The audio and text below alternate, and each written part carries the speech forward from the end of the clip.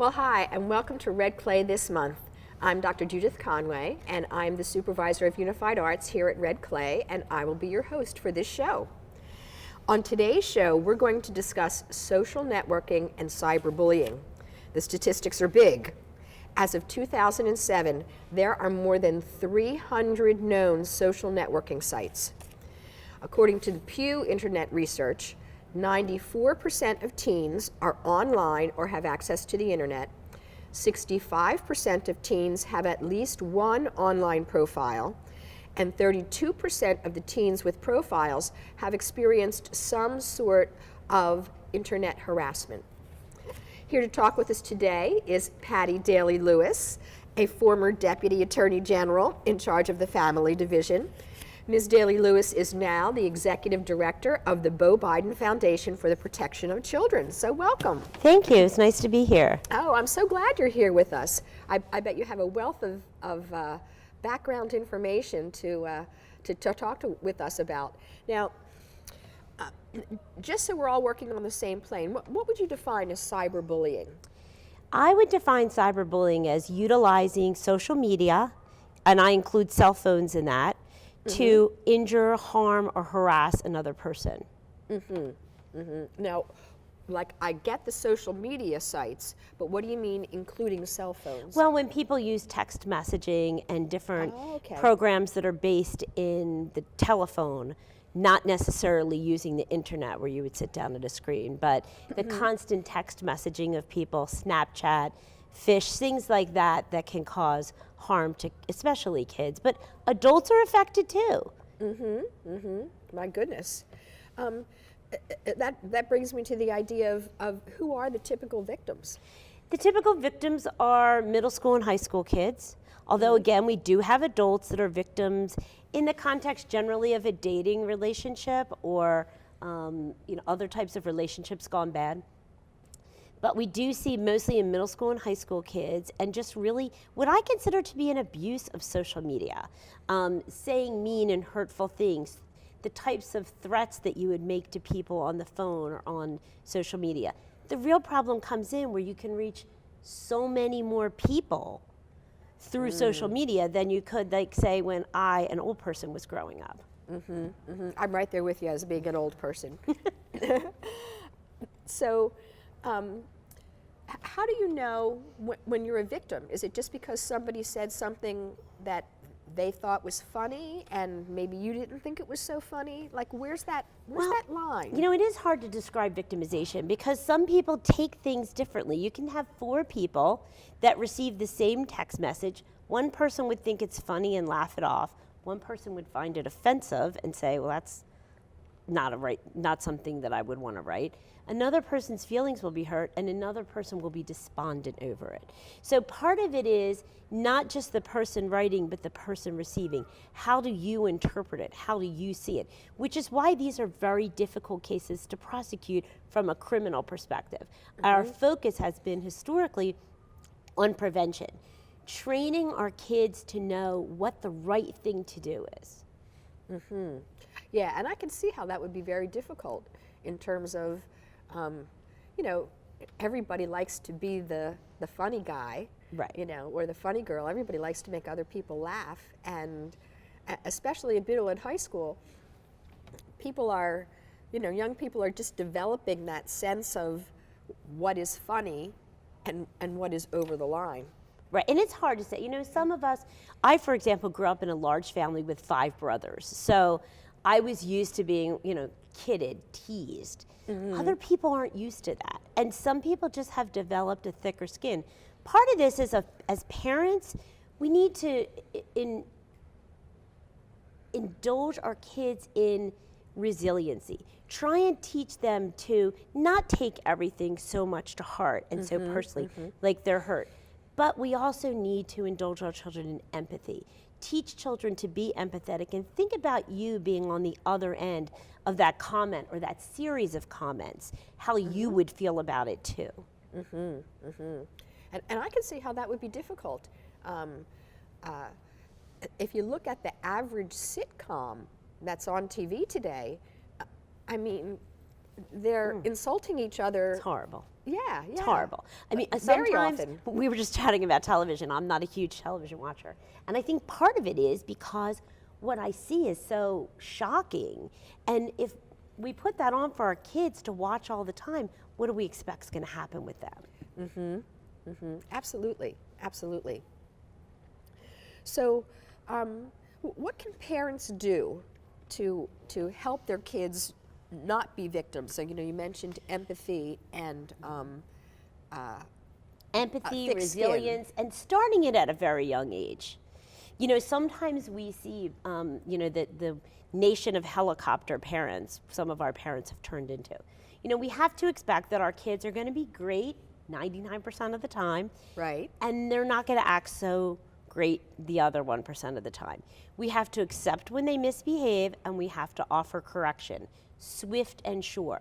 So when you give a child a telephone, and there's quite a bit of debate about what is the right time, because remember, our phones are computers now.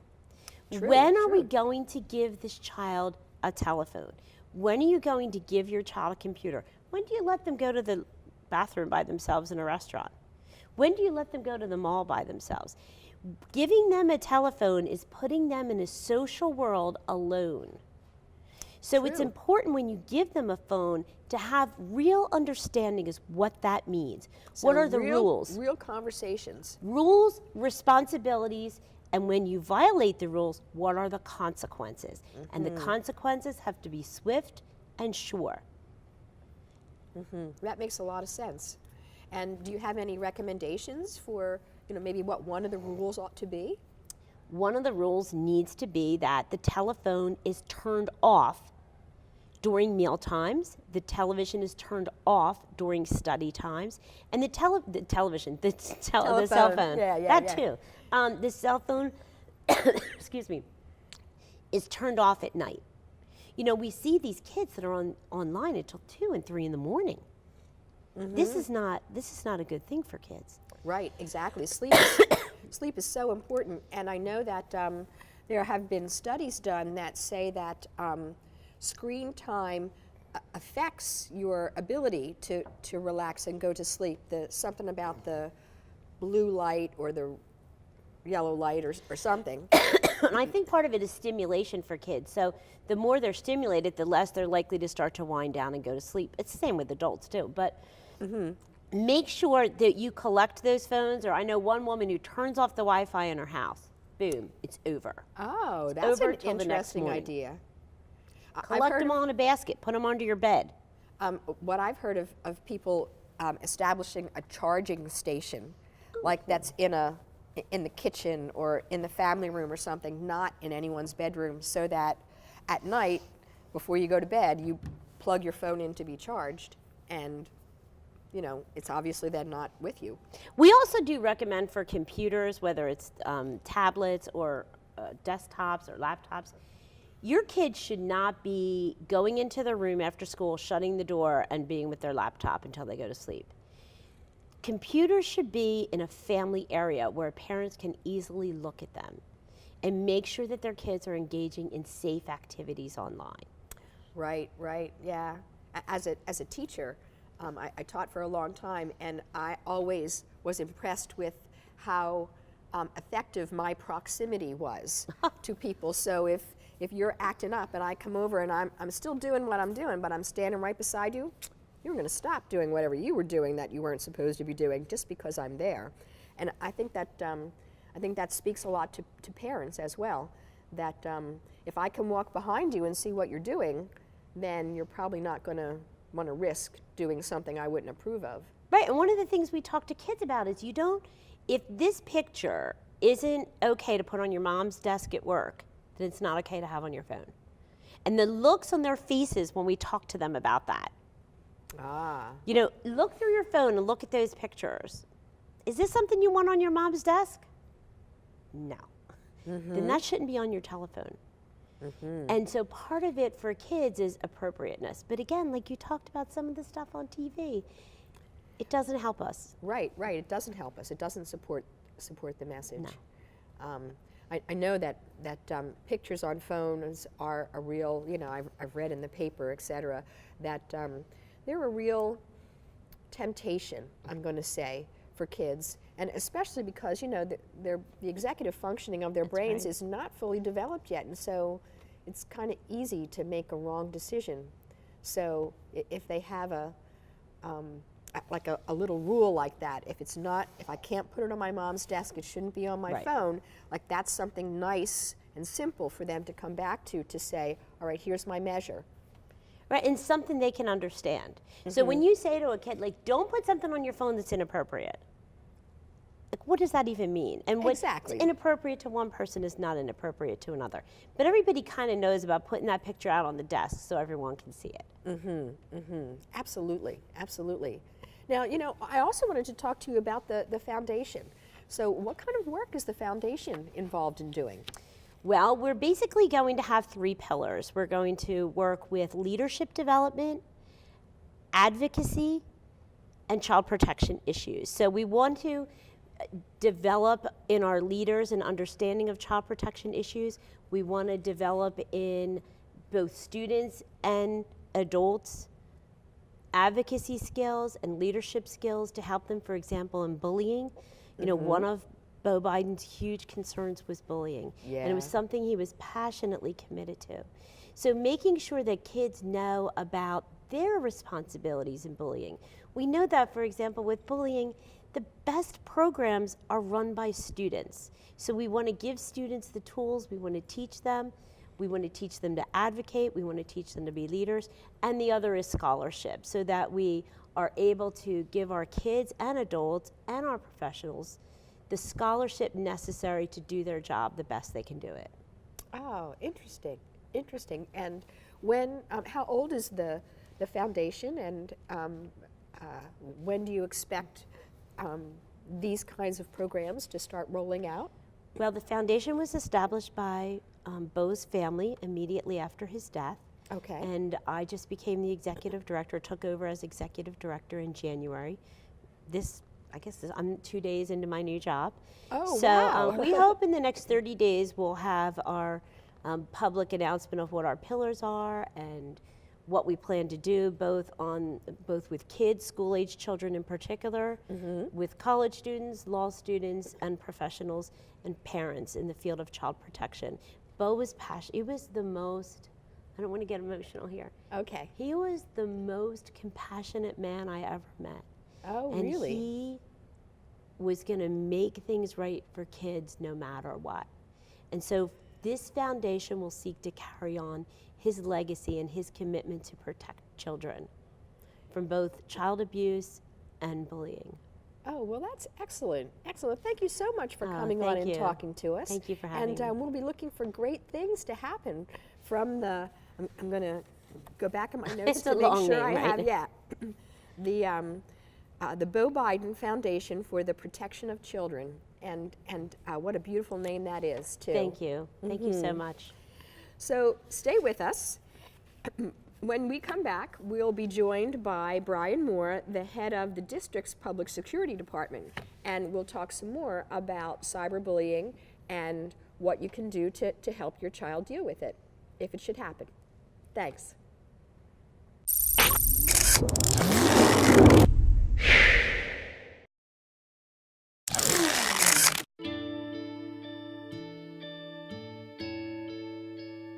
Calls me googly eyes. You know you're beautiful, right? You know that? Even you are beautiful. I got bullied for wearing glasses. Share if you're against bullying. We put it out there, just took off. 3 million people have shared this post. Don't let bullies get you down. I stand with you. The whole family's wearing glasses. I wear glasses and I'm proud. I even have the army on my team. All the kind comments brought my child joy. I don't feel thank you is enough. That's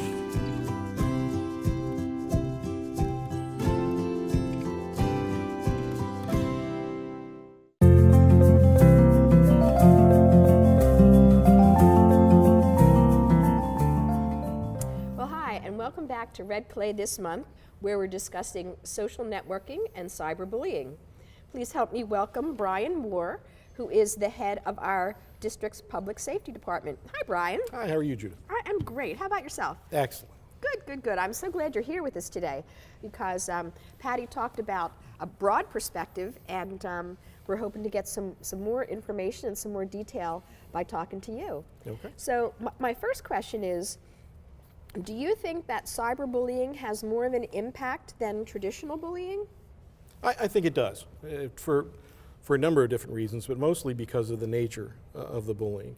In fact, if you talk to students, most students will tell you that if they're physically bullied, if you hit me, the scar is going to go away. That you know, there's a limited audience, it happens, and then we both walk away. Cyberbullying, we sort of have this impression that it's a billboard on the highway. If somebody writes something online, everyone's going to see it, and it's going to last forever. So that has an impact on who we are as individuals. It doesn't go away. It doesn't disappear in our minds, and certainly that becomes part of our character, because it's, you know, a punch is something we're used to dealing with. We've seen fighting. We you know, tussled around when we were in elementary school.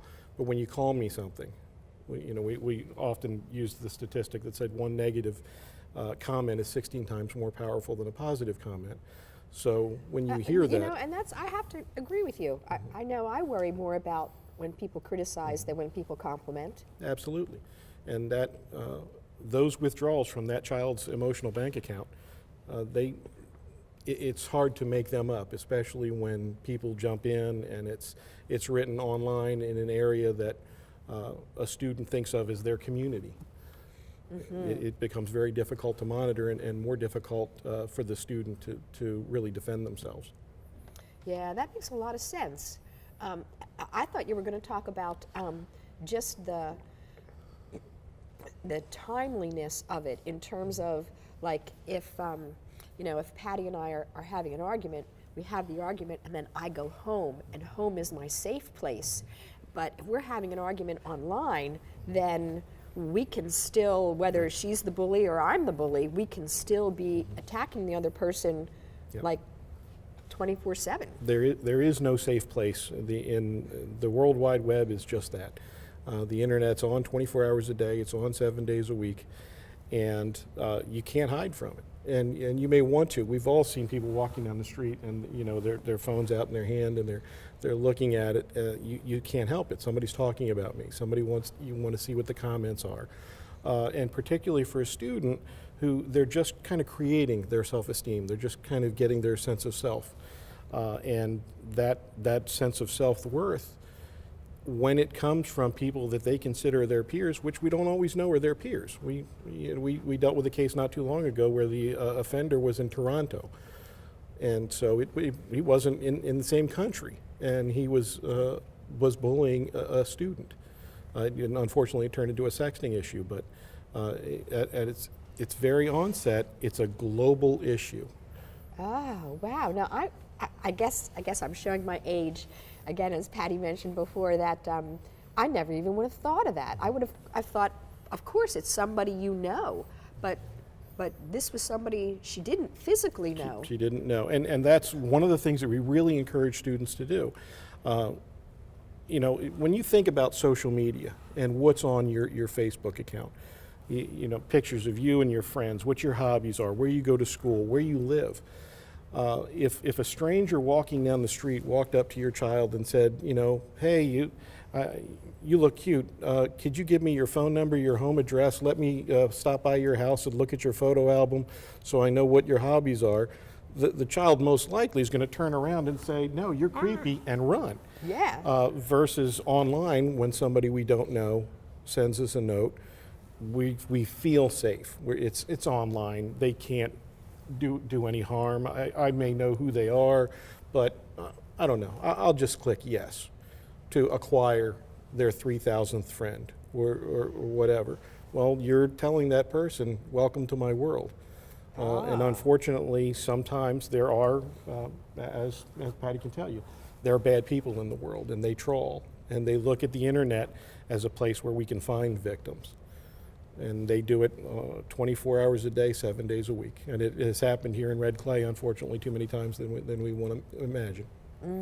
Goodness gracious. Now, if I feel like I'm being bullied or I'm feeling uncomfortable with what people are asking me online, like how many people, like how soon do students turn to an adult and say, Mom, take a look at this. I'm getting a creepy vibe. Are you getting the creepy vibe? Should I block this person? Very rarely. Oh. As in, it doesn't happen that day, it doesn't happen the next day, because a lot of times what's happening is our students are very mature. And thanks to access to that sort of global community, they're exposed to a lot of different things early on. And with television shows being what they are, as you said, that view of life is different. So say a student is asked an inappropriate question, they may have engaged in an inappropriate conversation early on, and they're somewhat hesitant to go to Mom and say, well, Mom, he asked me this. Well, maybe... like if Mom scrolls back, then there might be something that there's shouldn't something be on else Mom's there. desk. Right, Yeah. exactly. So a lot of times that really does keep them from saying something because they feel like they're going to be judged. And as parents, you know, we're sort of used to the role of I see you, I judge you, I correct you, versus no matter what you've done wrong, I accept you, and we'll deal with the rest later. And that's sort of in the attitude that we have to have, because these kids are making mistakes that, as Pat said, we've had adults that sent inappropriate images to somebody and got distributed around their place of work. If an adult can make that mistake, then a 13 and a 14-year-old girl... Some political figures, if I recall, many political figures. are making those kinds of mistakes. And we all remember when we were 13 or 14, you know, we fell in love for the first time with the person that we were definitely going to marry. Right. And so you're sharing your innermost thoughts with a person. If you share them electronically, then a week later, when they're no longer the person that you're going to marry because they found somebody else, they're likely to share those. And that becomes a real issue for kids when they think about what I'm putting out there and feeling secure in the knowledge that it's safe, and it's just not. If it's electronic and it gets sent somewhere, certainly with the advent of cloud computing, it's not safe. Anyone can access it. Right, and I remember a statistic from years ago, years like being maybe 5, excuse me, or so, that anything electronic had a life of about 50 years. And now they're saying, of course, anything electronic is somewhere forever. We had a case not too very long ago of a kindergarten student in one of our elementary schools who the parent contacted our office and said, you know, my daughter took a picture of her doing cartwheels without underwear on, with just a skirt, and it flipped over, and thought it would be funny to post it on YouTube as made a butt joke of it. And the father had erased it and wondered, you know, if it was truly gone. And of course it wasn't. That image was found overseas on another site. Oh, wow. So it's those kind of things, which is completely, you know, it's a child who's enamored with a new technology and trying something that'll sort of be fun. Well, you don't know where that's going to go. And those images will last forever. Oh, my goodness. So it strikes me that cyberbullying and not just cyberbullying, but those kinds of social media mistakes, if you will, like this little kindergartner wasn't being cyberbullied, but that was a social media mistake. Right. Maybe someone who sends a particular picture to their current boyfriend that they're going to love and marry, at that time isn't necessarily a cyberbullying, although the potential for later is certainly exists. But do you find that it's more common, these kinds of social media mistakes, in middle school versus high school? We do see a lot of them in middle school for a number of different reasons. First of all, because their students are being exposed to much different levels of technology. They're finding new apps all the time. There are new social media avenues, new sites for them to explore. And at the same time, they're experiencing a level of freedom that they didn't really have in elementary school. You know, in elementary school, you're kind of this contained body. You're going from class to class with the same group of kids, and now you're interacting with a much different group of people. Sometimes you're talking to some 8th graders who, you know, everybody knows if you're in 6th grade, the 8th graders know everything. They'll tell you. Oh, right, yeah. So you're kind of seeing a whole different view of maturity and freedom. And for a lot of those middle school students, it's also their first access to this, as Patty said, this handheld computer. Right, I know that's a lot phone. of kids don't get a phone until they're in, Right. In well, middle school. 5th, 6th, 7th grade. When they start having, I mean, my kids certainly were the after-school activities, Dad. We need to, I don't know how we all got home from school before they had cell phones. I think I Right, used to go right. to the teacher and ask if I could use a phone, but I was told that's inappropriate. So you have to have a cell phone. And that leads you to, well, if I have that, then I ought to be able to text, and I ought to be able to be on Facebook and Instagram, and the multitude of avenues that are out there for us to communicate and make those mistakes. Right, right. Because as we've talked about several times, that executive functioning is just not developed until, I think in boys, until they're like 25. Or Yeah. 47, I think is what Mrs. Moore said. Right, right, right. I was going to say, yeah. I think my husband's mom probably would have said the same thing. And I think that's one of the biggest things that we need to do is we need to not look at this from the enforcement perspective, but more from the fact that it's all a learning experience. You're going to make mistakes. Just as we do when we try and teach a student how to drive properly and what precautions they can take so that they don't make mistakes on the road, we're trying to do the same thing. We want you to explore the World Wide Web. There's a wealth of knowledge out there, but we want you to be careful. You know, going out to Yosemite is a great experience. We want you to explore a park, but understand that there are bears and there are dangers. It's the same thing. And as parents, reminding them that you have to be that safe place. That, you know, you want your child to be able to say, this was a big oops. You know, I took a picture in the bathroom that I shouldn't have taken, and I sent it to my boyfriend. Now I'm really concerned. The faster they can do that, the faster we can help. Right, right, right. The faster we can contain that. Right. Now, speaking of things like that, can a student be arrested for taking and passing inappropriate pictures like that? Can a student be arrested for cyberbullying? Is that? Yes. I mean, there are well, it's okay if I cut Oh, in. yeah, yeah, yeah. There are extreme cases where criminal statutes do come into play, and there can be arrests made. As Brian indicated, one of the things we've really been focusing on more is prevention and education. But there are times, there are cases where kids have to be arrested, just like adults have to be arrested. Oh, And wow. I think one of the things that Patty and earlier that Bo was instrumental in doing for us. For years, a school district couldn't do anything about a cyberbullying issue. If a student went home and they got on the internet and they sent another student a message, that was considered off campus. That's a school really can't apply the code of conduct. And thankfully, Patty, working with Bo and then our Lieutenant Governor, who's now our Attorney General, Matt Den, they made a point of saying there is a distinct connection between how this child comes into school the next day and what has happened electronically the night before. So the law was changed to say not only can school districts, but they had to apply their code of conduct to an off-campus issue, electronics, that has a nexus, that has a distinct impact, which all cyberbullying does. You can't, Right. if I send a girl a message that, you know, she's ugly and she deserves to die at 10 o'clock that night, guess what? That's what she's thinking about at 7:15 when she rolls into school. Yeah, yeah, yeah. So having the ability, how many times in my career that I've had to tell a parent there's nothing that I can really do, turning it over to a local police agency who then said there's nothing that we can do, we can apply the code of conduct, which is a real advantage for us. Finally, we can address the needs of the bully, address the needs of the victim, and give that victim some justice. And that has been just a huge tool in our arsenal.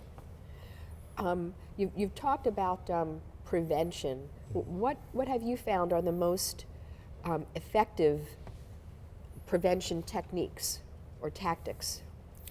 A lot of it is community-based. We try and we really want students to, as Patty said, the most effective responses are student-led. We're, as staff members in a school, we're outnumbered by the kids. And just as a police officer is in a community, and if someone gets robbed in front of your house, you kind of, if you're that victim, you're kind of hoping someone's going to pick up the phone and call 911, or someone's going to come out and help you. It's the exact same thing with your student community. If you go online to, there happens to be a site that your school uses, and you see another student who's kind of getting verbally beaten up, jumping in to defend that student or notifying the school and letting them know that it's going on, that will help. And certainly telling other people that you're not going to tolerate it, that's not what we do here. And at McCain, where we're filming this today, I've been very proud of some of the students who saw some activity that they thought was inappropriate, and another student would jump in and say, hey, we don't do that here. Years ago, I traveled out to Columbine, long after the tragic events of that day, but it's very impressive to see students with a focus of saying, we don't do that here. If another student makes fun of somebody, and it's just become part of their school's culture, that another student, the staff doesn't have to say a word, another student steps in and say, I don't know if you know what happened here, but we don't do that here. And that's the way that it really stops. When you have a community that supports each other rather than targets each other. And you need some courage to do Absolutely. Absolutely. Because it's about acceptance. Right. And what do we all do? The student who falls down in the cafeteria, right? Everybody wants to laugh. It takes a lot of guts to be the one, right? We're going to post it. It takes a lot of guts to be the one that stands up and says, let me help you with that. But we need a lot more of the ones that stand up and say, let me help you with that.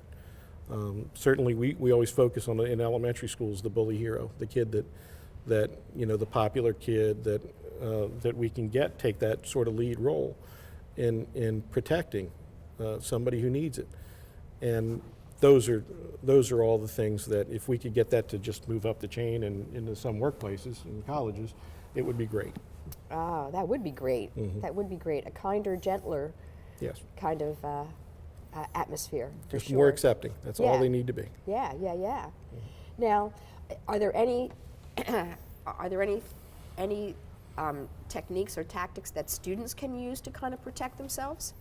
Absolutely, being careful about who they socialize with, and knowing what their online presence is. If you sent that one picture that you were at a party, you thought it was fun to send to one friend, don't be amazed that 30 people then use it, or it gets posted on Instagram in another way. I've talked to my son, who happens to be, he accidentally became a teenager, and I know, it's funny how they do that, they're isn't not it? supposed to. But he went to a party, and I said, did you actually watch the party? Or, because he had 100 pictures from a party. And I said, when I go to a party, I very rarely just sit there and snap away like a paparazzi. So enjoy where you are. Go and actually be with people and talk to people. You don't have to post online every second that you're doing something to let everybody know what you're doing. And by changing that behavior, you're also keeping yourself from creating an environment where you're susceptible to someone taking advantage of your information. And making sure that the friends that you have online are actually your friends. Yeah. If you have 3,000, I've lived a long time. I don't have 3,000 friends. I've got a lot. I don't have 3,000. So when I look at a 17-year-old or a 16-year-old that says I have 4,000 friends, you really don't. It's kind of not possible. Yeah. So maybe looking at that and trimming it down so that you can use social media for what it's supposed to be for, so that we can interact with people, that it's just another way of communicating rather than talking at the coffee counter or making a phone call. We'll close our show and hope that you're going to join us next time to watch Red Clay this month.